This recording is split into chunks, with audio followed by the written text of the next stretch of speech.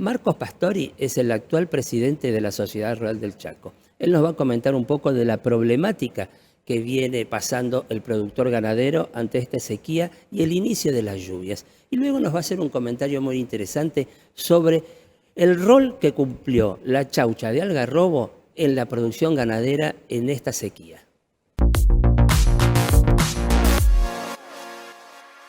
A partir de que aparecen estas lluvias, ¿cómo va a venir saliendo el productor de esta situación de sequía? Marcelo, buen día, gracias como siempre por acompañarnos y estar atento a toda la actividad que hace la rural, así que agradecido. Y bueno, lo que vos decís, obviamente con esta lluvia cambia todo el panorama y con las lluvias que se vinieron sucediendo la semana anterior, cambia el humor del productor. Obviamente que es tarde la lluvia, pero nunca es tarde cuando la dicha es buena, dice el dicho, valga la redundancia.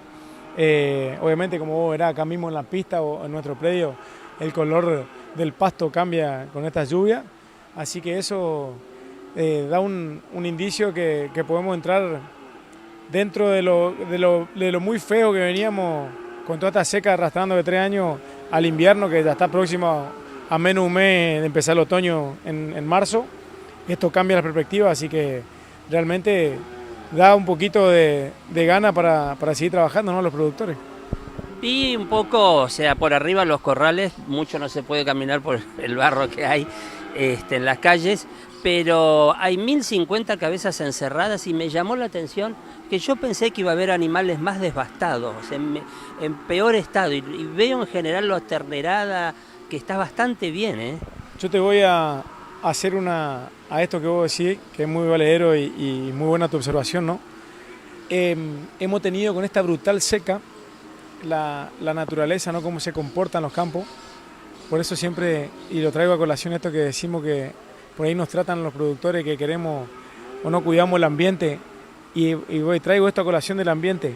¿Sabes qué salvó a los campos en esta primavera y lo que va del verano? La chaucha algarrobo en los campos. Fue impresionante lo que dio este año y el año pasado, a fines de 22, ¿no es cierto? Increíble con la seca. Y es un alimento espectacular para la hacienda, para los rumiantes, y por eso la hacienda está en el estado que está. Si no, tendríamos que haber una mayor mortandad o tendría que estar en condición corporal desastrosa la hacienda. Pero eso es impresionante, la naturaleza. Nos castigó por el tema sequía, no había pasto, pero la hacienda en los campos se salvó y está en buen estado dentro de todo lo que venimos padeciendo por esa situación, que es realmente inédito. No se veía hablando con, yo los digo en el campo y hablando en diferentes zonas, en diferentes departamentos de la provincia, a todos les pasó lo mismo.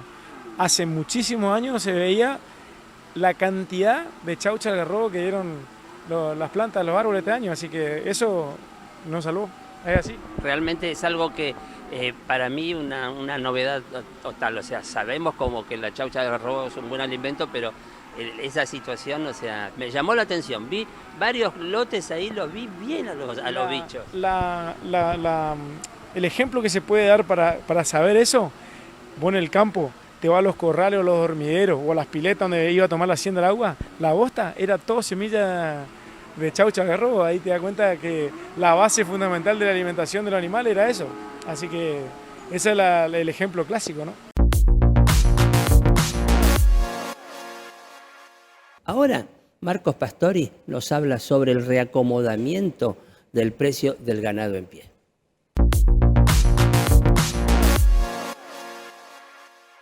Bueno, vamos a ir un poquito ahora, también algo que está muy en boga, que todo el mundo está preocupado, sobre todo las amas de casa que son las que van al mostrador, a la carnicería. Pero hay una realidad, el precio de la hacienda en pie todo el año 2022 estuvo muy por debajo de la inflación. O sea, vos y ahora como productor y como presidente de una sociedad rural, ¿cómo ves vos ese reacomodamiento que tiene el precio del ganado en pie? ¿Va a seguir así muy fuertemente o va a tener una tendencia más lenta, más amesetada? Lo que vos decís es acertado. Lo que ocurrió que en el último semestre del 22 y inicio del 23, la hacienda estaba por debajo de un 40% de lo que valía a inicio del 2022, marzo, abril del 2022. Entonces, ¿qué pasó? Había una sobreoferta por la gran sequía que veníamos padeciendo de animales en pie.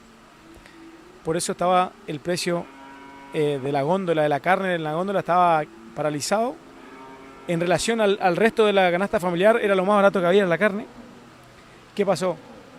Se reacomodaron los precios porque dejó de haber oferta. Se vendió todo el año pasado, o salió la gran mayoría que tendría que estar saliendo ahora escalonadamente de Hacienda en pie, de la distinta categoría, salió todo el año pasado, todo junto. Y ahora va a empezar la ley de la oferta-demanda. Lo veníamos vaticinando hace ¿cuánto? Septiembre, octubre, que hicimos varias reuniones contigo y me entrevistaste, veníamos vaticinando qué te iba a pasar. ¿Qué pasó? Valga la redundancia, no creímos que iba a ser tan brusco. Creíamos que iba a ser algo en febrero, algo en marzo, algo en abril, y así sucesivamente, en los de mayo, junio, en todos los meses iba a ser progresivo. No pensamos que iba a ser en la primera semana o la primera quincena de febrero un pico como hizo. Ahora sí se cree, y lo que se está viendo, según la estadística, que sí, como vos decís, mes a mes se vaya ajustando escalonadamente. No creo que, o no creemos que va a ser de vuelta algo brusco, pero fue un salto muy grande y eso repercute obviamente en la carne, en el mostrador, y todavía no llegó los precios a igualarse ni a la inflación ni a los precios del año pasado, ¿no? Pero se va a tener que acomodar por la como yo recién te decía, la clásica oferta y demanda. Va a empezar a escasear Hacienda por todo esto que venimos atravesando y se va a mantener la demanda, y con las exportaciones de China y todo lo que pasa, ahora con lo que pasó en Brasil también, son mercados que van a venir a buscar la carne argentina.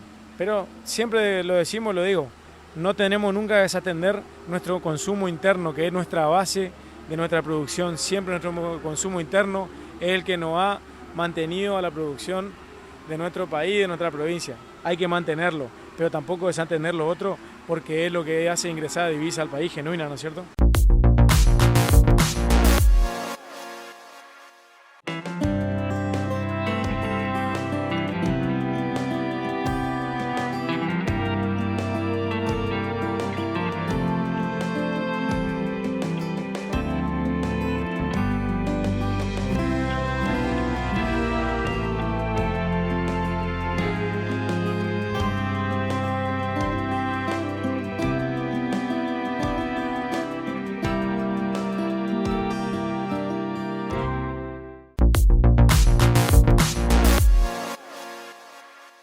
Bueno, realmente fue un éxito el primer remate ganadero chaqueño que se realizó en las instalaciones de la Sociedad Rural del Chaco. Excelentes precios.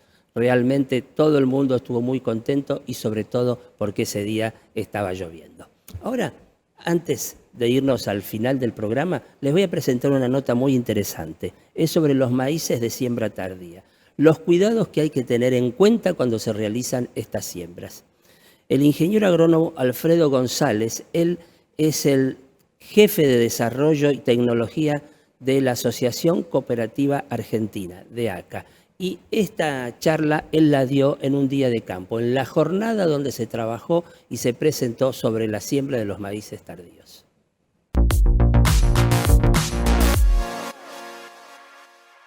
La verdad que estábamos muy contentos, más de 1000 productores que vinieron con optimismo, sobre todo en un año difícil, porque tienen ganas de ver cómo son las cosas para seguir.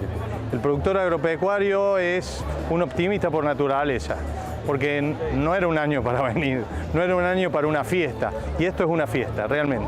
Vimos básicamente cultivos, pero todo sobre una base digital, donde ACA y las cooperativas de Guillermo Lehmann tenemos una fuerte acción. Vimos también mercados, también se vio sustentabilidad, que es muy importante, porque hace todo esto a una productividad. Nosotros debemos ser sustentables, no solo económicamente, tenemos que producir con margen, tenemos que ser serios en lo económico, pero tenemos que ser sustentables a lo largo del tiempo, y para eso tanto la cooperativa como ACA nos estamos ocupando. Yo no soy un especialista en sustentabilidad, entendámoslo, pero lo importante de la sustentabilidad es tener un sistema que nos permita seguir explotándolo o desarrollándolo a lo largo del tiempo. Segundo, ser creíbles para afuera. Nosotros, por ejemplo, una cosa que yo siempre marco, exportamos bioetanol de nuestra planta de Acabío porque hacemos maíz sustentable, que son en lotes que no se han desmontado, que tienen todo una trazabilidad en su aplicación de fitosanitarios, que tiene una huella de carbono. Eso nos permite y nos hace acreedores de que podamos exportar ese bioetanol a Europa. Entonces, es un ejemplo de sustentabilidad, pero a su vez también tenemos un montón de otros ejemplos. Desde el tema ganadero, producir eficientemente con la utilización del alimento lo mejor posible para no tener pérdidas, ser eficiente en el uso de la alimentación, para que 1 kilo de carne sea tantas unidades de carbono y no más. Entonces, ese tipo de cosas son las que nosotros hablamos de sustentabilidad. Yo no soy un especialista, hay gente en ACA que son buenos en esto, pero entendamos esto como una línea de trabajo. Bueno, me tocó estar en la estación de producción de cultivos para la alimentación animal. Nosotros tenemos básicamente una producción ganadera pastoril, muy importante, pero desde hace ya tiempo la terminación de los novillos, la leche y demás, tienen toda una tecnología de alimentación especial. Pero nosotros tenemos que ser eficientes también en eso, porque primero competimos con la agricultura como negocio. Tenemos que ocupar espacios agrícolas para producir maíz, para picado, para grano, para alimentar esos animales. Entonces, si nosotros no somos eficientes en un proceso productivo complejo, donde hay intervención del animal en esa conversión, no podemos ser sustentables y sobre todo ser eficientes y tener margen. Entonces, nosotros ya estamos hablando de agronomía de precisión. Bueno, tenemos que ir a la ganadería de precisión, que con esa agronomía nos permita a todos ser mucho más eficientes, que con menos kilos de forraje podamos producir más carne y más leche. Sorgo es un cultivo o varios cultivos, en realidad es una especie o varias especies que nos permiten muchas herramientas. Nosotros tenemos sorgos graníferos doble propósito, sorgos forrajeros de pastoreo directo, sorgos forrajeros BMR y sileros, sorgos BMR y fotosensitivos. Son todas herramientas. Dije un montón de cosas. ¿Para qué? Para llamar la atención. Porque tengo muchas herramientas. Si yo tengo que hacer un verdeo de verano y de alto rebrote, tengo la herramienta, un 727 por ejemplo de ACA. Pero si tengo que hacer un silo en una zona donde el maíz no es posible, tengo un sorgo forrajero que me lo va a permitir, o un granífero doble propósito que también me lo va a permitir. Esas son las cosas que nosotros quisimos marcar en la estación. El uso eficiente de herramientas. No es una sola receta, es un montón de opciones que las tenemos que dar. Alfredo, convengamos que cuando estábamos presentes, algunos productores te hicieron preguntas sobre las posibilidades que tiene el sorgo, de aquí en más, que no es fácil porque estamos ya casi fecha límite. Pero también el maíz es una alternativa, pero hay que tener cuidado para eso, ¿no? A ver, ya estamos a mediados de febrero. Cultivos de verano no serían los recomendados. Nosotros el año pasado tuvimos una helada temprana a finales de marzo, que si bien no quemó los cultivos, le bajó la productividad o terminó sus ciclos. Yo creo que hoy, con la poca agua acumulada que hay en el perfil, hoy estamos contentos, acá llovieron 46, pero si vos pinchás el suelo, hay esto de humedad. O sea, es una esponja que no tiene prácticamente nada. Sigamos esperando. Planifiquemos los mejores verdeos de invierno, arranquemos lo más temprano posible, y si no nos está quedando para hacer silo, hay cultivares de avenas y de cebada que nos permiten hacer silos de calidad y de volumen y de densidad energética para que podamos completar ese ciclo hasta que el nuevo cultivo de verano nos dé el volumen grande de silo. El girasol, económicamente hoy, si tenés un rendimiento adecuado, tiene uno de los mejores márgenes brutos del negocio. Sí y solo si hacemos bien girasol. Girasol en esta zona es un cultivo que es muy tempranero, es casi un cultivo de invierno. En el centro norte de Santa Fe, un cultivo de agosto, de septiembre. Bueno, nosotros lo sacamos de fecha, lo sacamos de zona para mostrarlo. Pero ¿qué es lo importante de esto? Saber que tengo una alternativa, y una alternativa que económicamente es muy rentable. ¿Qué mensaje final dejarías al productor teniendo en cuenta todo lo que se vio acá? Primero le agradecería, porque las 1000 personas que vinieron acá fueron optimistas, no es un año bueno. Entonces, vinieron a ver qué es lo que se puede hacer, cómo me puedo interiorizar de cosas nuevas, cómo puedo ser positivo. Primero, el optimismo. Eso es lo que yo le agradecería. Y segundo, que sigan estudiando, que sigan aprendiendo. Hay un montón de bases técnicas para poderse hacer más eficiente en su producción agropecuaria. Ahora solo me queda decirles que los invito y los espero para dentro de 7 días estar de vuelta con ustedes y Avance Rural.